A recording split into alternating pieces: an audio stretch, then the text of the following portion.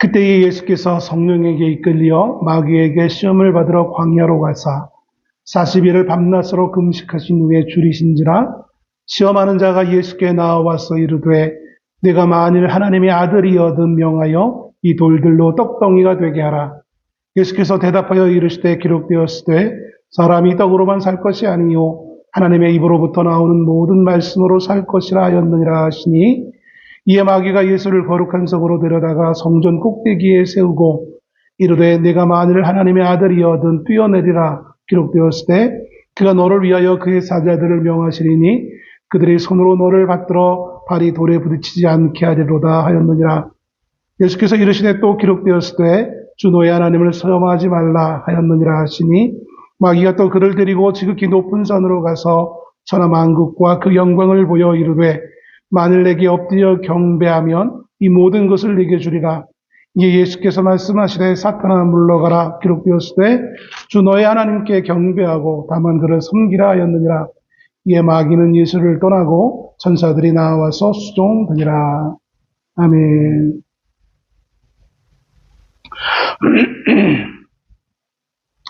네, 목소리가 많이 지금 잠겨가지고요. 여러분이 들으실 때 좀 가뜩이나 목소리가 안 좋은데 좀 거북할까 좀 염려스럽습니다. 자꾸 목소리가 갈라져요. 사모가 아무리 애를 써도 지금 저게 제가 여기서 강대상에서 봤을 때 저게 완전히 옆으로 기울어져 있어요. 그래서 화면에 제가 한쪽으로 좀 옆으로 좀 기울어져 나갈 수밖에 없어요.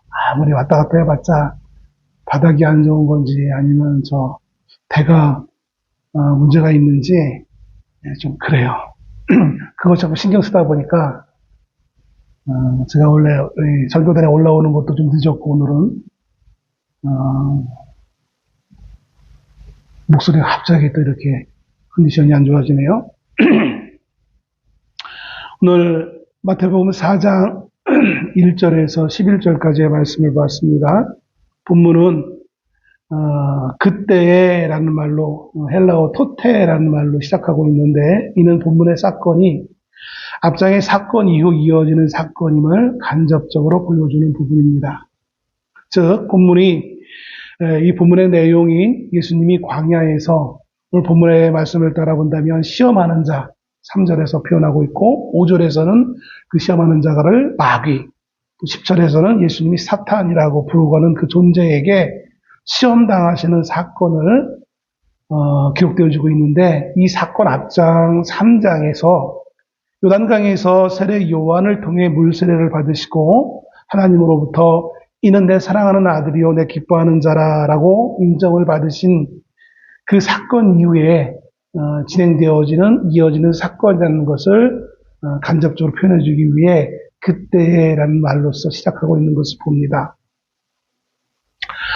제가 오늘 마태복음 4장 말씀을 준비해서 올라오면서 내용적으로는 많이들 알고 있는 내용이실 거예요. 세 가지의 내용을 가지고 사단이 예수님을 시험합니다.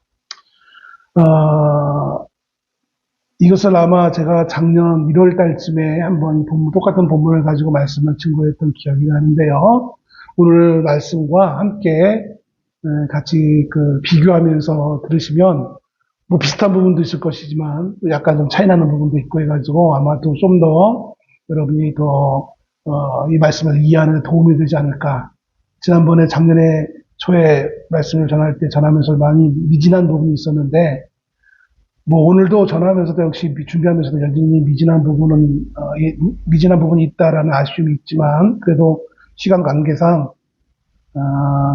제가 준비한 부분까지 여러분에게 말씀을 통해서 하나님께서 이 본문의 사건을 통해서 어떤 교훈을 우리에게 하시려고 하는지 조금 또 다른 측면에서, 지난번과는 좀 다른 측면에서 말씀을 보려고 합니다. 본문의 주된 내용과는 상관이 없지만 많은 분들이 본문을 읽으시면서 조금 생각하시는 분들이 탁 걸리는 부분이 있어요. 들어오면서 조금 신앙생활 한 사람들일수록 본문의 말씀에 조금 이해가 안 되는 부분이 있다라는 지적을 하시는 분들을 종종 보게 되어집니다. 내용상 측면에서는 이렇게 간단하긴 하겠지만 여러 가지 이제 비유의 내용이기 때문에 여러 가지 열려있는 해석을 할 수 있지만 가장 이해할 수 없는 부분이 1절에 있는 말씀이라는 거예요. 뭐냐? 예수께서 성령에 이끌려 갔는데 왜 마귀에게 시험을 받으러 갔느냐는 거예요. 성령, 즉 하나님께서 이끄시면 우리에게 잘 되어지고 형통해지고 행복해지고 평안한 곳으로 이끌어가야지. 왜 광야로 이끌어가지고 거기에서 마귀에게 하필이면 시험을 당하게 하느냐. 하나님 참 짓궂으시기도 하고 하나님이 어떻게 이렇게 이런 나쁜 일을 만나도록 이렇게 조용하시느냐라고 하면서 하나님에 대해서 좀 뭔가 실망하기로 하고 도무지 이해할 수 없다라고 말하는 분들을 발견하게 되어집니다. 어떻게 성령에 이끌렸는데 마귀에게 시험을 받을 수 있냐는 거겠죠. 어떻게 믿음대로 살았는데 우리의 삶을 맨날 이렇게 욕망의 욕구를 삽니까? 라는 질문과 그 맥이 닿는 거예요, 사실은. 그러니까 여러분이 우리의 삶을 돌아보면 이 말씀을 그렇게 이해할 수 없는 것도 아니에요.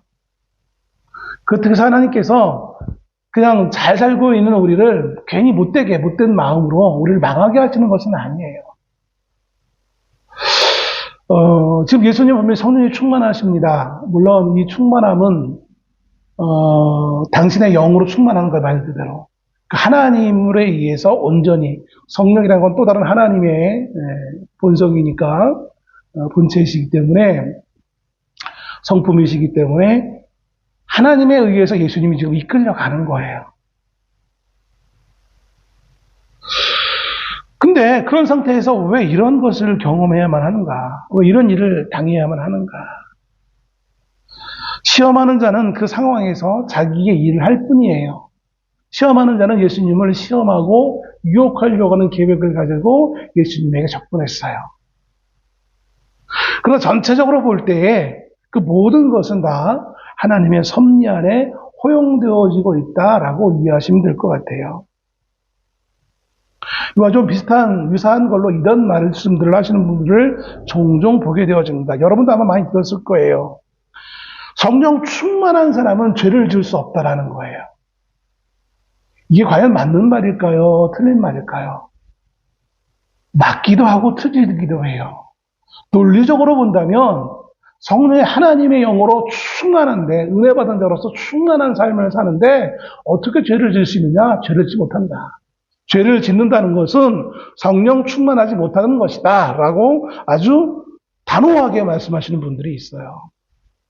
우리가 예전에 제가 신앙생활 처음 할 때쯤에 80년대에 막 그냥 예전에 수원 체육관 공설운동장, 옛날식으로 공설운동장, 거기에 막 기독교 집회를 하는데, 어느 목사의 집회를 하는데, 막 수많은 사람들이 모이고 있는 그런 모습이 포스터에 붙고 그러는 거를 제가 본 기억이 나요. 나중에 알고 보니까 그 사람 이단이었어요.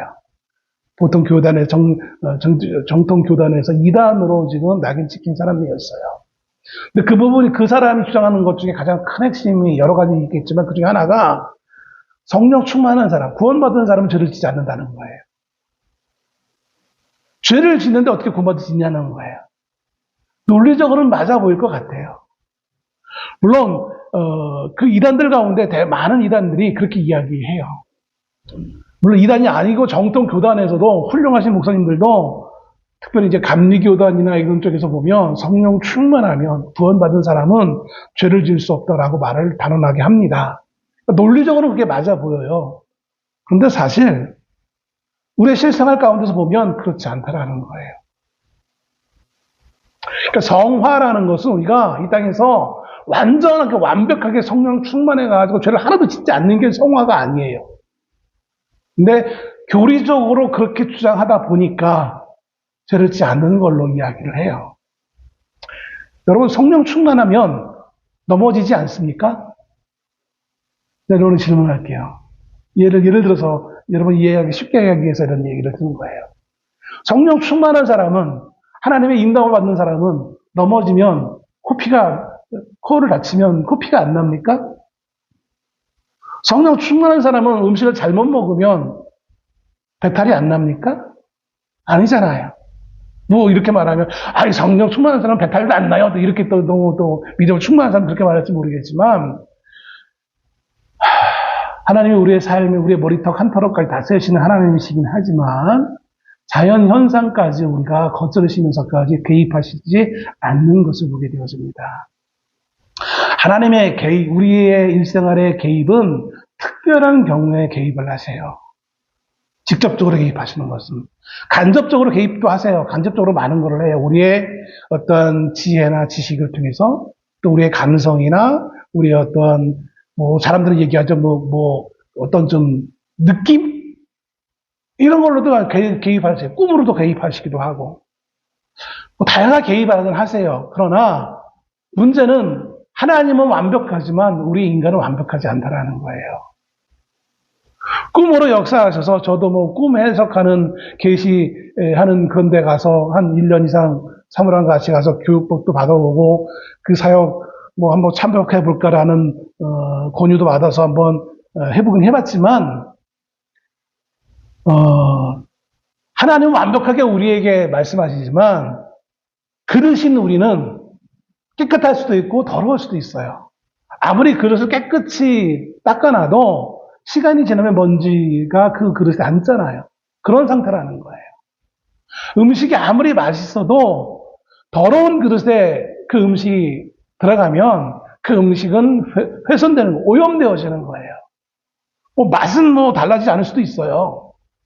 그러나 아주 미각이 아주 예민한 사람들은 그릇이 조금 달라져도, 그릇의 어떤 상태가 조금만 달라져도, 그릇의 어떤 그릇이냐, 종류에 따라서도 그 미각이 다른 맛을 느끼는 분들이 있는 것을 보게 되어집니다. 그것처럼 성령 충만하다고 해서 우리가 죄를 안 지을 수는 없어요. 만일 그렇다면 하나님께서 사도 바울을 통해서 주어졌던 바울서신에 나와 있는 수많은 교훈들이 필요 없는 거예요.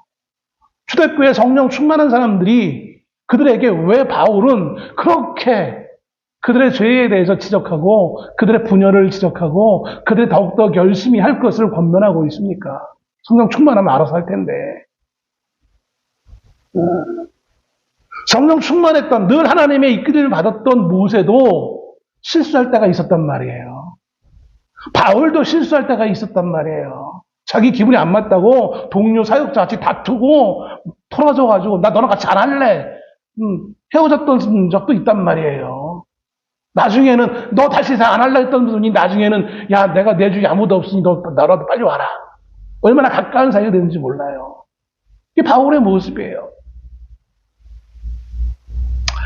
그러므로 오늘 본문의 말씀에 성령에 이끌렸는데 어떻게 마귀에게 시험 받을 수 있지? 하나님이 일부러 마귀에게 시험 받으러 그걸 가라고 했나? 그렇게 오해하시면 안 되는 거예요. 하나님의 이끌림과는 상관없이 사단은 계속해서 우리를 미혹하려고 준비하고 우리에게 접근해요. 물론 때로는 하나님이 우리의 연약함 때문에 그 접근을 아예 원천 차단하실 수도 있어요. 그러나 때로는 하나님의 어떠한 섭리의 목적 때문에 그걸 허용하실 때도 있는 거예요. 오늘 본문의 말씀처럼. 그럼 하나님은 오늘 이 본문에 왜 이러한 상황들을 허용하고 계셨을까? 오늘 본문에 다시 한번 1절에 보면 성령에게 이끌리어라고 표현합니다. 이끌리어라는 이 말을 우리 그냥 이끌리어라고만 번역했지만 원래 헬라어 단어에는 안하고 해가지고 이끌리어 올리다라는 뜻이 있어요. 올리는 거예요. 예를 들어 이런 거예요. 이수연 성도가 앉아있는데 제가 어느 날 불러서 성도님 일로 좀 올라와 보세요. 제 말에 올라온 다음에 이끌려 온 거예요. 그것처럼 평탄한 곳에, 낮은 곳에 있다가 높은 곳으로 올라오는, 그럴 때 사용하는 단어를 원어로 사용하고 있는 거예요. 왜 이렇게 사용했느냐? 앞서 말씀드렸듯이 예수님이 요단강에서 세례를 받았을 때 그 요단강은 낮은 곳이었어요. 그 낮은 곳에 있던 요단강에서 장소가 이동되어지는 거죠. 좀 높은 곳으로. 그 높은 곳이 어디였는지 모르겠지만 총체적으로 말씀할 때 그곳을 광야다라고 기록해주고 있는 것을 보게 되었습니다. 예수님이 이끌림 받는 그 장소는 광야였어요. 그런데 이 하나님께서 마태를 통해서 이 사건을 기록할 때에 광야라는 단어를 썼을 때에는 한 가지 의도하심이 있었어요. 즉, 이 본문의 말씀을 읽게 되어진 유대인들에게 뭔가를 하나 떠오르도록 하기 위해서 이 말씀을 의도적으로 이끌려 올리고, 그 다음에 광야라는 단어를 같이 조합해서 사용하시고 있는 것을 봅니다. 그럼 이스라엘 백성들이 뭘 떠올리느냐? 아주 오래전 자신들의 민족의 조상들이었던 그들이 모세라는 지도자를 통하여서 애굽에서 이끌려 어디로? 광야로 간 그 사건을 머릿속에 떠올리라라는 의도에서 이 말씀을 기록하고 있는 거예요. 그러니까 이 본문의 교훈의 목적 중에 한 가지는 뭐냐면, 큰 목적 중에 한 가지는 바로 이 예수님의 지금 시험당하시는 이 사건과 과거 이스라엘 민족들이 오래전에 광야에서 40년 동안 살았던 그 사건을 통해서 주어진 교훈과 일목상통하는 내용이 있다는 사실을 염두에 두라는 거예요.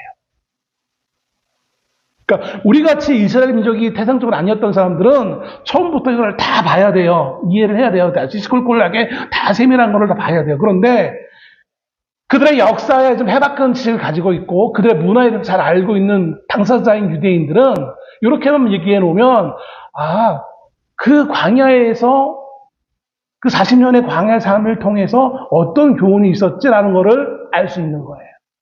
그래서 공교롭게도 이 40년 광야를 살았던 그들의 조상처럼 예수님도 이 광야에서 얼마 동안 계십니까? 40일이에요. 40일을 밤낮 금식하신 후에 예수님이 금식하셨다는 사실을 그냥 인들 그대로만 알리기 위해 이 말씀을 쓴 것이 아니라 그 광야의 사건을 떠올리는 유사성, 40년과 40일. 광야의 삶의 여정의 힘든 여정, 또 배고픈 여정, 그것과 예수님이 지금 40일 금식해서 광야에서 고독하고, 그 다음에 배고프고 힘겨운 그 시간을 보내는 그 모습, 그 유사한 것들을 비교하면서 너희가 교훈을 받은 얘기인 거예요. 그들이 하나님의 백성인 것처럼 오늘 예수님은 누구예요? 하나님의 아들. 아들이라는 건 한 개인을 얘기하는 거고 하나님의 자녀라는 건 개인이 아니라 단체, 공동체잖아요.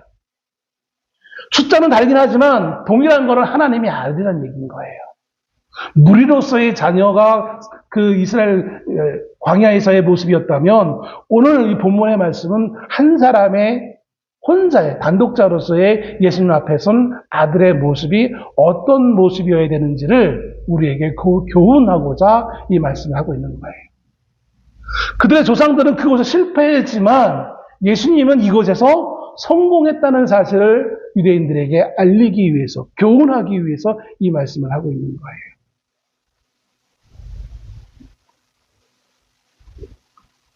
광야라는 것은 유대인들에게 있어서 보편적으로는요, 위험한 곳 또는 악한 영이 있는 장소로 받아들여졌습니다. 보편적으로. 그러니까 시대를 초월해서 유대인들은 광야하면 육체적으로 힘들고 그런 걸 다 떠나서 기본적으로 그들이 가지고 있던 생각은 뭐냐면 광야라는 것은 악한 곳이야. 나쁜 곳, 악한 곳. 악한 영이 있는 곳, 위험한 곳. 이렇게 보편적으로 다 누구나 유대인이라면 이해하고 있던 그런 장소였어요. 그런데 그런 보편적인 것과는 다르게 특별히 이 시대에 좀 다른 정서를 가지고 있는 내용이 있었어요. 그게 뭐냐면 광야하면 유대인들이 떠올리는 생각은 하나님 앞에서 하나님과 새롭게 시작할 준비가 되었다라는 것을 의미한다는 거예요. 왜 세례 요한이 회개하라 천국이 가까웠느니라 라고 외칠 때 어디서 외쳤습니까? 광야에서 외쳤잖아요. 실제적으로 학자들은 그 이유를 설명하기도 해요. 그런데 그 이유 중에 하나가 바로 이거예요. 이것도 포함되어지는 거예요. 하나님 앞에서 새롭게 시작되어진다는, 출발한다는 의미가 광야라는 이미지에서 겹쳐져서 유대인들이 이해하고 있다는 거예요. 이스라엘 백성들이 애굽에서 430년 동안 노예로 있다가 모세의 지도를 통해서 이제 광야로 들어오게 되잖아요. 홍해를 건너고 광야에 들어왔을 때 이렇게 새로운 출발, 새로운 시작을 선언하고 있는 것을 보게 되어집니다. 그래서 그것과 연결되어서 유대인들에게는 보편적인 이미지와는 다르게 또 특별한 이미지로서 새로운 출발에 대해서 말씀해 주고 있는 것으로 이해되어지기도 했다. 지금 예수님이 광야에서 시험을 받으러 가는 것은 분명히 악한 의도가 담겨져 있는 것은 분명합니다. 본문은 이 사단의 이 악한 의도, 또 시험, 혹은 유혹의 본질이 무엇인지를 우리에게 보여주고 있어요. 그러면서 이 시대를 살아가는 하나님의 자녀들의 삶의 자세를 점검받기를 원하는 목적에서 이 말씀을 우리가 봐야 될 줄로 압니다. 단지 예수님이 시험을 이겨내셨네? 말씀으로 이겨내셨어. 여러분 말씀으로 이겨내십시오. 이런 결론으로서 이 말씀을 이해하라고, 이 얕은 수준의 말씀을 이해하라고 이 말씀을 기록해주고 있는 것은 아니라는 거예요.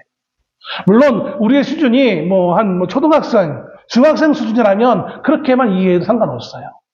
그래, 사단은 우리의 삶에 늘 유혹하니까 말씀으로 이겨내야지. 오늘부터 결심했어. 내가 말씀을 읽어야지. 이렇게 결심해도 큰 잘못은 없어요. 근데 그것은 어느 수준? 중학교 정도 수준. 잘해봐야 중학교 수준이에요. 본문은 그 정도 수준에서 만족하고 있지 않은 거예요. 유대인들에게 그 목적으로 이 말씀을 하고 있는 것은 아니라는 거예요.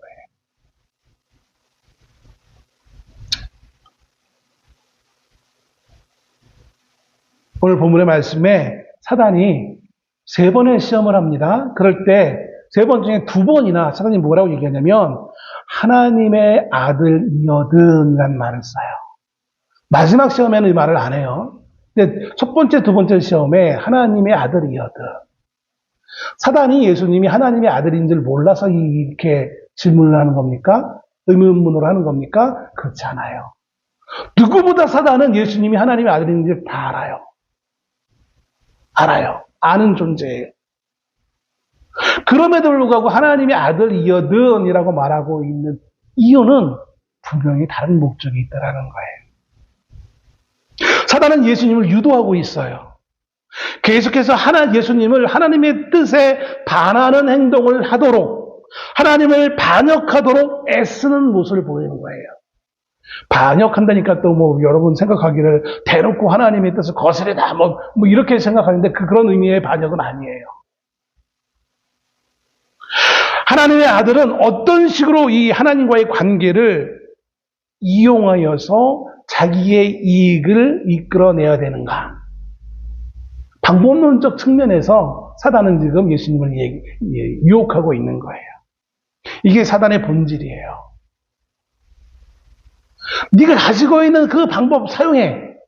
네가 가지고 있는 특권 그거 사용해. 너 그거 할 수 있잖아. 근데 왜 안 해? 사용 안 하지? 이게 사단의 방법이에요. 이건 사단의 고유의 기술이에요. 어느 날 갑자기 생기는 게 아니라 이게 사단의 아주 고질적인 본능적인 방법이에요. 처음 사람인 아담과 하와를 에덴 동산에서 유혹할 때도 이 방법으로 유혹을 했어요. 아담과 하와가 가지고 있는 그 능력으로 그 정체성을 잘 활용해서 하나님의 뜻에 반하는 행동을 하도록 유혹했다는 것이죠. 거기에 성공했던 거였어요. 광야에 있던 이스라엘 백성들에게도 또 동일하게 사단은 사용했었어요. 이스라엘에게 있어서 광야 생활은 자신들이 믿는 그 하나님을 향한 충성을 준비하고 입증하는 시간이었어요. 그런데 그 충성을 다하지 못했고 충성에 대해서 입증하지도 못했어요. 그들 한마디로 실패했던 거죠. 그래서 40년의 광야 길을 걸어갈 수밖에 없었던 거였어요. 이제 옛 이스라엘이 그 민족이 실패했던 곳, 그 광야에서 꼭 동일한 장소는 아니지만 유사한 그 장소에서 예수님이 서 있는 거예요. 광야라는 유사한 장소에서 예수님이 서 있는 거예요. 신명기 8장 2절 말씀에 이런 말씀이 있습니다. 네 하나님 여호와께서 이 40년 동안에 내게 광야 길을 걷게 하신 것을 기억하라. 무엇을 기억하라? 광야 길을 걷게 한다. 하나님이 이끌었는데 어떤 길을 걸었어요? 어떤 길을, 하나님이 이끄셨는데 어떤 길을 걸으셨어요? 평탄한 길을 걸었어요? 네? 아스팔트 위를 걸었어요? 어디를 걸었어요? 광야 길을 걸었어요. 이거를 기억하래요. 왜냐하면 이는 너를 낮추시며 너를 시험하사 내 마음이 어떠한지 그 명령을 지키는지 지키지 않는지 알려 하심이라. 무엇을 보기 위해서요? 하나님은 이스라엘 민족의 마음을 보기를 원했어요. 어떤 마음? 하나님의 명령을 지키는지 안 지키는지. 다른 말로 표현하면 순종하는지 순종하지 않는지. 그거를 입증하기를 원했어요. 광야의 삶이라는 것은 그 마음이 어떠한지를 보는 과정이었다는 말이죠. 이것이 시험의 본질입니다. 오늘 사단이 예수님을 시험하는 본질도 똑같아요. 예수님의 마음이 어떠한지를 보기를 원했어. 입증하기를. 사단은 하나님으로부터 예수님이 반역하기를 원했지만 하나님은 그걸 알면서 왜 예수님을 굳이 그걸 허용했느냐? 입증하기를 원했어요. 그 사단의 시험을 잘 통과해서 예수님의 마음이 어떠한지를 모든 이들에게, 과거 옛 백성들은 실패했던 그것을 독생자 예수 그리스도는, 메시아이신 이분은 당당하게 사람들 앞에 성공했음을 입증하기를 원하셨기에 이 시험을 허용하고 있다라는 거예요.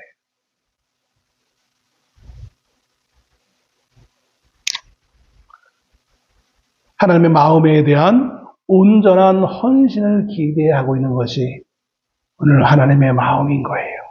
신명기 6장 4절 5절에 너희는 마음을 다하고 뜻을 다하고 힘을 다하여 주 너희 하나님을 사랑하라. 마음을 다해서 온전하게 그 마음을 입증하는. 하나님이 이는 내 사랑하는 자요 내 기뻐하는 자라라고 예수님에 대해서 내 아들이다라고 모든 사람들이 들을 수 있도록 선포하셨어요. 그러면 그 아들이신 그 예수 그리스도가 아들로서 어떤 모습으로 살아야 되는지를 사람들 앞에 입증하시기를 하나님은 기대하고 있는 거예요. 너희는 실패했지만 너희를 대속하기 위해 이 땅에 온 내 아들 독생자는 이것을 이루었다라는 사실을 당당하게 사람들 앞에, 사단 앞에 심지어 그 사단이 아무 소리 못하도록 그 입을 담도록 하기 위해 예수님은 하나님은 이 시험을 허용하고 있다는 사실인 겁니다. 자, 다시 이제 본문으로 첫 번째 시험을 봅시다. 3절 말씀. 자, 3절 말씀 봅니다. 시험하는 자가 예수께 나와서 이르되 네가 만일 하나님의 아들이여든 명하여 이 돌들로 떡덩이가 되게 하라. 뭘로 바꾸라고요? 돌을 떡이 되게 하라 라는 거예요. 자, 돌을 떡이 되게 할 수 있는 분 손 들어보세요. 나는 돌을 떡으로 만들 수 있어. 할 수 있어요. 이 땅에 많은 하나님의 은사자들이 있어요. 그 은사자들이 돌을 떡으로 만들 수 있는 사람 여러분 여태껏 들어본 적이 있습니까? 병자를 고친 사람은 간혹가다 나와요. 예전에 제가 대학생 때 일부러 다른 교회들은, 우리나라 큰 교회는 어떻게 예배를 드리냐, 학업 시간에 어떤 과목인지 모르는데 하여튼 교수가 그런 것들을 좀 보라고 해요. 그래서 이제 순복음교회, 여의도 순복음교회를 한번 간 적이 있어요. 마침 후배 중에 여의도 순복음교회 다니는 친구가 있어서 그 교회는 어떻게 예배를 드리나. 다행히 그때는 아마 제가 사역을 좀 잠시 쉬던 때여서 시간이 돼서. 그러니까 그걸 하라고 한 그 교수는 보통 학부생들은 사역을 안 하니까 그렇게 했지만 우리들은 사역하는 친구들이 꽤 많았거든요. 근데 다행히 제가 그때는 사역을 잠시 쉴 때였었어요. 갔는데 예배 시간 전에 광고 시간에 조용기 목사 동유럽 국가 순방기 해가지고 무슨 대통령 순방기처럼 그걸 쫙 하고 보여주는 거, 화면을 보여주는 거예요. 근데 그게 그 화면 하나에 조용기 목사가 딱 기도하니까 병자가 막 낫는 모습을 거기에 이게 실려서 이렇게 본 기억이 나요. 뭐 은사자들 그런 일이 일어날 수 있어요. 지금도 일어나고 있어요. 저희 노예 목사님 중에서도 은사 사역을 하시는 분이 있어서 매월 한 번씩 은사 집회를 매 한 주간 정도 하셔서 이제 아픈 분들 많이 기도해서 통해서 낫기도 하고 또 귀신을 쫓아내기도 하는 그런 사역을 하시는 분이 있는데 뭐 그런 일이 일어날 수 있어요. 근데 돌을 떡으로 만든 사람이 있다라는 걸 들어본 기억은 없어요. 자, 돌을 떡으로 만든 이 기적은 아무나 할 수 있는 것이 아니에요. 누구나 할 수 있는 것도 아니고 아무나 할 수 없는 거예요. 이건 누가 할 수 있는 거예요? 하나님의 아들 정도는 돼야 그래도 기본 할 수 있는 거라는 거예요. 이 말은 너는 하나님의 아들이니까 할 수 있자라는 거예요. 그게 긍정인 거예요. 이게 너 할 수 있니 없냐가 아니라 너가 하나님의 아들이니 아니냐 문제가 아니라 의심하는 게 아니라 너 하나님의 아들이라 이거 너는 이거 할 수 있잖아라는 거를 전제해놓고 사단이 지금 예수님에게 요청하는 거예요. 어떻게 보면 시험이라기보다는 요청이에요. 이거 좀 해봐. 이거 하라는 얘기인 거예요.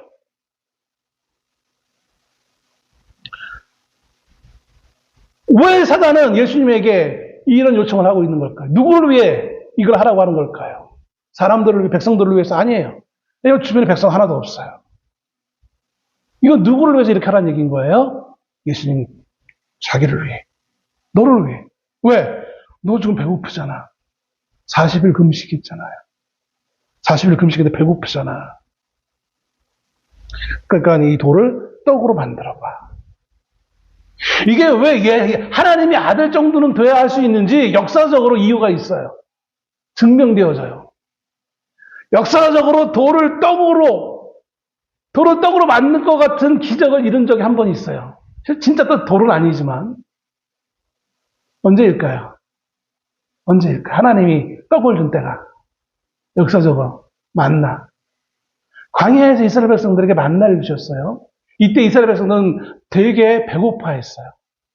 왜냐하면 그래도 그럴 것이 애굽에서 갑자기 나왔으니 하루 이틀이야 뭐 어떻게 준비한 걸 가지고 먹었다고 하지만 하루 이틀이 아니라 3일, 4일, 일주일, 열흘 지나가면서 준비한 거 이제 다 먹고 나서 먹을 게 아무것도 없잖아. 광야에서.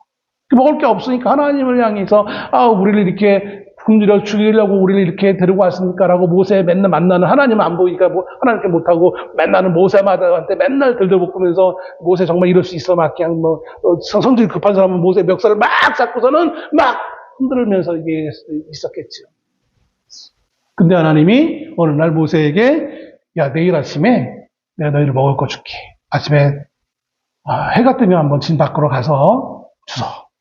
아침에 눈을 뜬 이스라엘 백성들이 저 멀리 뭐가 희끄무리하게 바닥에 있는 게 보여요. 그게 뭐였어요? 만나. 근데 가까이 갔으니까 만나 이것이 무엇이냐라고 하지만 가까이 갔으니까 만나였지 멀리서 봤을 때 그게 뭐처럼 보였을까요? 돌덩어리로 보였을 거란 말이에요. 멀리서 봤을 때. 가까이 가서 만지면야 이게 먹을 만한 부드럽고 뭐 이렇게 요리할 만한 어떤 그런 것이지 멀리서 봤을 때에는 그냥 누가 저게 이렇게 물체가 있네? 돌덩이인가? 라고 처음에 봤을 때는 의심할 만한 돌을 떡으로 만든 최초의 사건이에요. 이게. 진짜 돌은 아니지만 돌처럼 보인 것이 가까이 가보니까 그게 떡이었던 것이죠. 그러므로 이것은 하나님의 아들 정도는 돼야 할 수 있는. 야, 너 좀 배고프니까 해. 옛날에 그랬던 적이 있잖아. 사단의 이러한 요청에는 숨겨져 있는 의도가 있어요. 어떤 의도일까요? 굶주림, 배고픔이라는 것을 견딘다는 것은 그거는 가난한 자들의 몫이지 너 같은 사람의 신분에 이거를 감당할 필요가 없잖아. 야, 너 정도 되는 사람인데 뭐 굳이 이런 걸 해? 라는 의미인 거예요. 너에게는 이 배고픔이라는 거는 너에게는 어울리는 거 아니야. 저 마을에 빈민촌에 사는 그 빈민 아이들, 가난한 자들, 그 사람들에게는 당연한 거지만 하나님의 아들 정도 되는 정말 고귀한 이 땅의 유일한 만왕의 왕의 이 땅을 창조하신 하나님의 유일한 아들인데 아니, 고작, 그래, 먹는 거 못 먹어가지고 이게 배고프다는 게 말이 돼? 너 능력이 있잖아. 네? 그 능력으로 만든 이 돌을 떡으로 만들어 먹어, 그냥. 너 신분 안 어울리는 짓 하지 말고. 이거, 네가 배고픈 거, 이거 너에겐 불필요한 일이야. 하나님이 음식을 먹는 거라든지, 먹지 않는 거, 이게 하나님의 입장에서 이게 필요한 겁니까? 안 필요한 겁니까? 불필요해요, 하나님한테는. 먹고 안 먹고가 무슨 문제야, 하나님이. 먹어도 그만, 안 먹어도 그만이에요.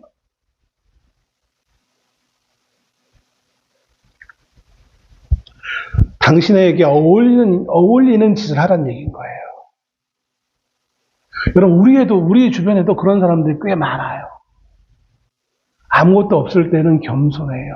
그런데 자리가 사람을 만든다고, 이거는 좋은 의미지만 나쁜 의미로 사용될 때, 낮은 위치에 있을 때는 겸손한 것처럼 보여. 그런데 그 사람이 높아지면 내가 언제 겸손했느냐, 전혀 추억도 못하고 얼마나 갑질하면서 사람 앞에 갑의 역할을 하는지 몰라요. 그런 사람들이 있어요.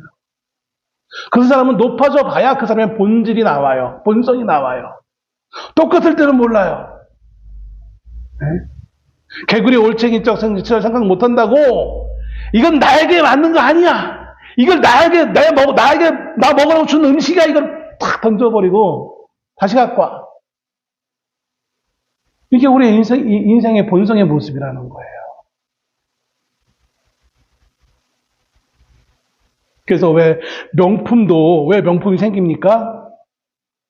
일반인들이 갖고 있는 거나 똑같은 거 갖고 있는 거 싫어하는 거예요. 나는 저들과 다르게 내가 더 부자인데 일반인들이 가지고 있는, 저 사람들이 가지고 있는 걸 똑같이 들고 다녀? 그럴 수 없어. 뭐 좋은 의미에서 뭐 경제 원리를 붙인다면 좋은 의도로서 그걸 해석하지만, 인간의 본성 측면, 하나님 앞에서 인간의 본성 측면에서 본다면 대단히 약한 거예요. 민주주의 시장 원리라는 것이 이게 인간의 본성의 추악한 모습을 그대로 드러낼 수 있는 거예요.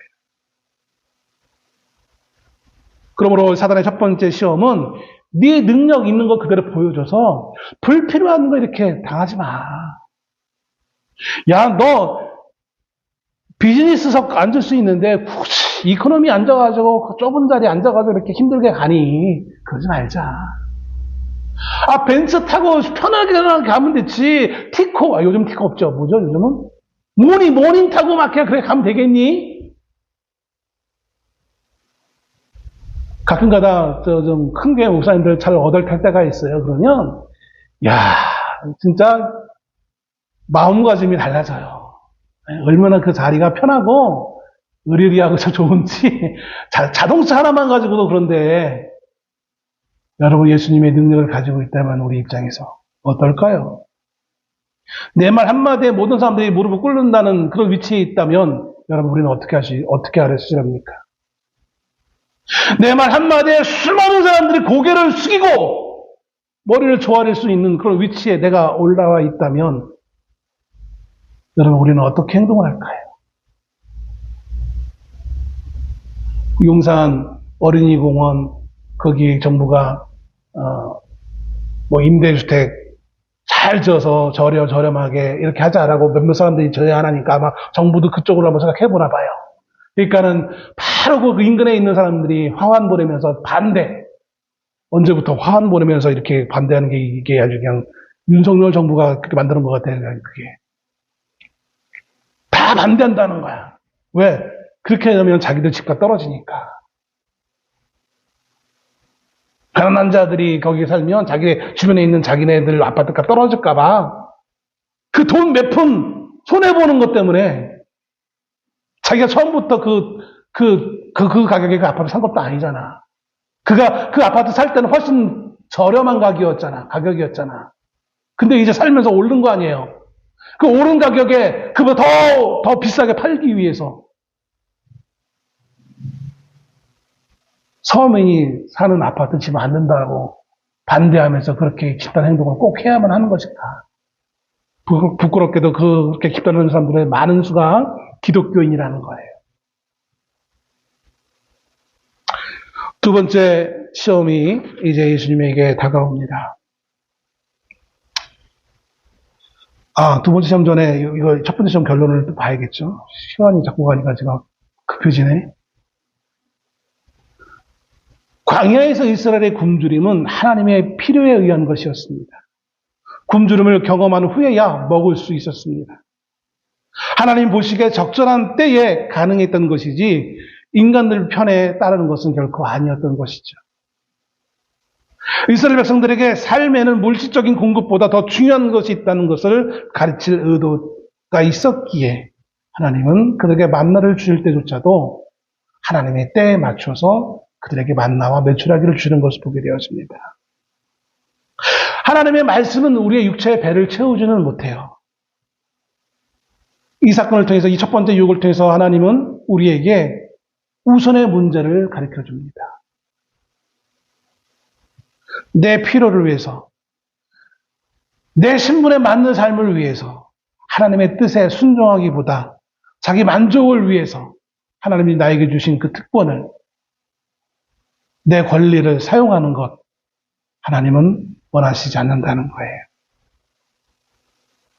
인간의 본질적인 먹는 문제보다 우선적인 것이 있는데 그것은 하나님의 뜻에 반하는 것이 아니라 순종하는 거예요. 그럼 내가 할 수 있어요. 내가 편할 수 있어요. 내가 그렇게 함으로 말미암아 나는 내 삶의 평안함을 누릴 수 있어요. 그리고 내가 그렇게 한들 어느 누구도 나에게 손가락질을 할 수 없는 그런 위치로 사회적 신분 위치도 있어요. 그렇다고 해서 내 마음대로 내가 하고 싶은 거 하는 것, 그것은 하나님의 뜻이 아닐 수 있다는 거예요. 우선적인 것은 내 배를 배불리는 것에 있는 것이 아니라 그것이 내 배를 채우지는 못할지라도 이것이 하나님의 뜻이라면 하나님께 순종하는 거라는 거예요. 두 번째 시험을 합니다. 6절 말씀. 이르되 내가 만일 하나님의 아들이여든 뛰어내리라. 예수님을 거룩한 성, 예루살렘 성이죠. 그 예루살렘 성, 그 안쪽에 있는 그 예루살렘 성전 꼭대기에 예수님을 세워놓습니다. 야, 위태위태 아슬아슬, 익스트림 스포츠를 즐기는 것도 아니고, 저는 고소공포증이 있어가지고 조금 높은 데만 올라가도 저는 바들바들 떠는데, 예수님 참 메시아는 아무나 하는 게 아니에요. 그래서 옛날에 교회에서 교회 맨 우체에 올라가서 뭘 하라고 올라갔는데 얼마나 정말 떨리는지. 목사님 뒤에서 빨리 하라고 막 재촉하고 있고 나는 참 이거 참 그랬어요. 참 꼭대기에 세워놓고 내가 만일 하나님의 아들이거든, 너 하나님의 아들이잖아, 뛰어내려. 왜 뛰어내리라고 했을까요? 이건 시편 91편에 있는 말씀을 입증하라는 얘기인 거예요. 시편 91편 11절 12절에 이런 말씀이 있습니다. 그가 너를 위하여 그의 천사들을 명령하사 내 모든 길에서 너를 지키게 하심이라. 그들이 그들의 손으로 너를 붙들어 발이 돌에 부딪히지 아니하게 하리로다. 야, 메시아의 아들, 메시아인데, 메시아쯤 됐는데 이제 하나님의 일을 이루려고 왔는데 네가 여기 떨어져 죽으면 하나님 실패잖아. 그러니까 하나님 너를 죽지 않게끔 천사를 보내서 살려줄 거야. 뛰어내려. 하나님의 약속이 유효하다는 것을 입증해봐라고 사단은 예수님에게 지금 요청하고 있는 거예요. 실제로 예수님이 십자가에 달리실 때쯤에 사람들이 이렇게 얘기합니다. 마태복음 27장 40절에 이르되 성전을 헐고 사흘에 짓는 자여 내가 만일 하나님의 아들이여든 자기를 구원하고 십자가에서 내려오라. 그럼 하나님이 너를 살려줄 거 아니야. 너를 메시아라고 증명해 줄 거 아니야. 라는 거죠. 문자 그대로 이것이 사실인지 시험하라. 입증해라. 하나님을 어쩔 수 없이 자기 아들을 구원하기 위해 행동하도록 하라는 얘기인 거예요. 하나님이 어쩔 수 없이 행동하시는 분입니까? 우리 인생들은 착각을 해요. 하나님이 우리를 사랑하니까 어쩔 수 없이 하신다니까. 그러니까 하나님이 움직이도록 우리가 열심히 기도합시다. 열심히 봉사합시다. 열심히 헌금합시다. 열심히 이렇게 합시다. 그럼 하나님이 감동해서 왜 하나님을 악한 자로 만들어요? 우리가 우리의 필요를 채우기 위해. 그걸 믿음이라고 얘기해요. 그 믿음 아니에요. 하나님을 시험하는 거지. 왜 우리는 우리의 목적을 이루기 위해서 하나님을 시험합니까? 출애굽기 17장 1절에서 7절에 무리바 마사에서 모세가 이스라엘 백성들에게 이렇게 얘기합니다. 너희가 어찌하여 여호와를 시험하느냐? 만나와 외출하기로 배불려 놓으니까 이스라엘 백성들이 또 뭐를 갖고 고민하냐면 마실 물이 없대요. 아니 물을 주세요. 물. 이렇게 더운 이 지금 막 37도 지금 아직도 우리 교회 지금 31도 이제 31도 이제 왔다 갔다 해요. 에어컨 틀어놨는데도 계속. 이 더울 때 물이 없으니 우리 해결할 수 있도록 물을 주세요. 그러자 모세가 백성들에게 왜 여호와를 시험하느냐는 거예요. 출애굽기 17장 7절에 그들이 여호와를 시험하여 이르기를 여호와께서 우리 중에 계신가 안 계신가 하였습니다. 물 주세요라고 하면서 물 달라고 기도하자라고 하면서 하나님이 우리와 지금 함께 하시는지 홍해를 건널 때는 우리가 함께 하는 거 우리 알겠어. 그 기적을 일으켰으니까. 근데 여기 이 무리밭집에 와서는 도대체가 물도 마실 물도 안 주고 하나님 우리와 함께 하는 것 같지가 않은데 하나님 우리와 함께 하는지 한번 증명해봐. 증명하게 해주세요. 모세, 우리 지도자 모세시여 좀 기도해서 물을 좀 나오게 해서 하나님 우리와 함께 하시는지 좀 우리 입증해 보세요. 입증해 주세요. 그에 대해서 하나님은 뭐라고 명령하시느냐? 7절에서 좀 전에 읽었던 말씀처럼 우리 중에 계신가 안 계신가 하였습니다. 왜 하나님은 시험하냐는 거예요. 하나님은 시험의 대상이 아니라 하나님은 신뢰의 대상이에요. 왜 하나님을 자꾸 신뢰하지 못하고 시험하려고 합니까? 네 특권을 사용해서 입증해보라는 거예요. 네가 이 땅에 인생의 수많은 사람들 가운데 특별한 하나님의 메시아임을 증명해보라는, 입증해보라는 거예요. 이게 우리 성도들의 모습일 수밖에 없는 현상들이 너무나 많은 것을 봅니다. 마지막 세 번째 시험 9절에 예수님을 높은 산으로 데려가서 천하만국과 그 영광을 보여주면서 이렇게 말합니다. 만일 내게 엎드려 경배하면 이 모든 것을 내게 주리라. 누구에게 엎드리라는 거예요? 사단에게. 사단은 누굽니까? 하나님을 대적하는 자예요. 하나님을 대적하는 자에게 엎드려서 천하만국의 영광을 가지라는 얘기인 거예요. 한번 절만하면 야 이거 뭐 잘하는 거 뭐 대단해. 한번 절만하면 내가 너에게 먹을 거 줄게. 너에게 영광 줄게. 너에게 대단한 고난 줄게. 영광 줄게. 명예 줄게. 이스라엘 역사의 수많은 순간순간마다 그들의 배고픔의 문제를 해결하기 위해서 하나님이 아닌 우상들에게 절하면서 우상들을 자기 하나님의 성전 앞에 가지고 와서 거기 절하면서까지 자신들의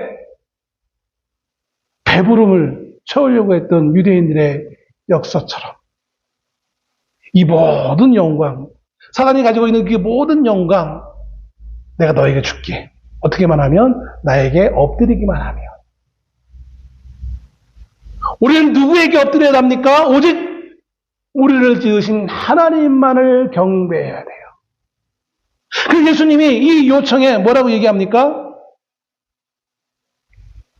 10절에 단호하게 예수님 말씀합니다. 이에 예수께서 말씀하시되 사단아 물러가라 기록되었을 때 주 너의 하나님께 경배하고 다만 그를 섬기라.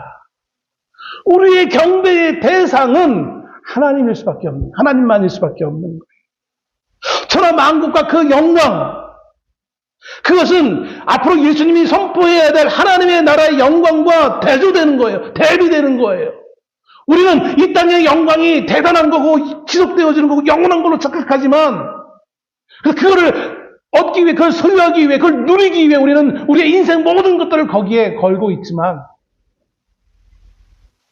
그래서 하나님을 섬기는 것까지도 우리는 포기하면서 세상의 영광을 위해 달려가고 있지만 예수님은 그 세상의 영광은 이제 앞으로 예수님이 선포해야 될 그 영광과 좋게 비교할 수 없는 영원한 하나님 나라의 영광이 있기에 세상의 영광 때문에 그럴 수 없다라는 거예요. 그리고 오직 그 영원한 영광을 가져다 줄 하나님만을 경배해야 된다. 사단은 노골적으로 하나님께만 충성을 원하고 있는, 충성하려고 하는 그 예수 그리스도에게 충성하지 말기를 요청하고 있는 거예요. 마태복음 28장 18절의 마지막에 예수님이 이렇게 제자들에게 얘기합니다. 예수께서 나와 말씀하여 이르시되 하늘과 땅의 모든 권세를 내게 주셨으니. 사단은 자기가 가지고 있는 영광이 최고로 포장해서 예수님에게 내가 줄게라고 했지만 예수님은 이미 하나님 하늘과 땅의 모든 권세를 가지고 계신 분이에요. 그분이 어떻게 고작 사단이 가지고 있는 그 영광 때문에 하나님을 대적하는 사단에게 무릎을 꿇을 수 있겠습니까? 세상은 우리를 증명하라고 요구합니다. 내가 가지고 있는 것을 증명하라고 우리를 아주 옆에서 소곤소곤 대면서 그게 맞죠? 그게 당연한 거야 라고 우리를 미혹합니다. 우리가 아주 잠깐 자칫 오해하면 그럴듯해 보여요. 여러분, 그 유혹에 예수님은 속지 않았어요. 예수님이 하나님의 말씀으로 유혹을 물리쳤어. 이것도 중요하지만 더 중요한 것은, 더 원론적으로 중요한 것은 예수님은 자기를 위해서 자신이 가지고 있는 능력과 특권과 그 모든 것들을 사용하지 않으셨어요.